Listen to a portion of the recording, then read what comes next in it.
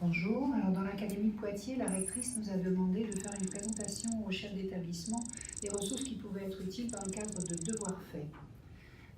Nous sortions déjà des réunions de RUPN où nous avions pu constater, après avoir rencontré tous les RUPN de collège, que les ressources institutionnelles étaient très peu utilisées et commençaient à comprendre, parce que c'était donc les raisons qui ont été évoquées par le laboratoire ou par différentes personnes, qui faisait qu'elles étaient beaucoup moins utilisées. Plus une autre raison, c'est que Google est vraiment l'ami des profs et qu'ils trouvaient des ressources par ailleurs.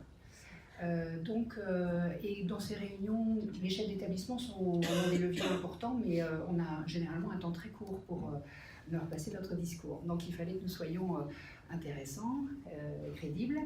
Et donc nous sommes allés discuter avec des enseignants de collège pour leur demander qu'est-ce qui leur était vraiment utile, des enseignants qui travaillent aussi à la dannée.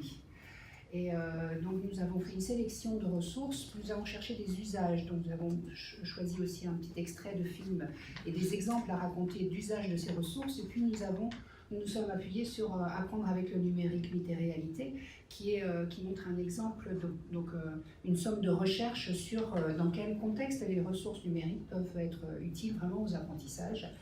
Et nous avons cité cet ouvrage lors de notre présentation. Nous avons donc fait un article, diffusé cet article, il a été relayé dans le Café pédagogique, donc nous avions réussi à être intéressants. Et nous avons, parmi les ressources, également évoqué les modèles économiques, parce que c'est important d'avoir conscience effectivement de ces différents modèles économiques, et puis c'était une manière de montrer que la dannée pouvait peut-être apporter des éléments de choix, c'est-à-dire parce que nous essayons d'observer ce que dit la recherche, parce que nous essayons d'observer les modèles économiques, nous pouvons peut-être accompagner les établissements à certains moments dans les choix qui sont à faire dans une offre qui est vraiment pléthorique maintenant. La petite image que vous voyez ici, c'est une ressource académique qui s'appelle les forums SOS.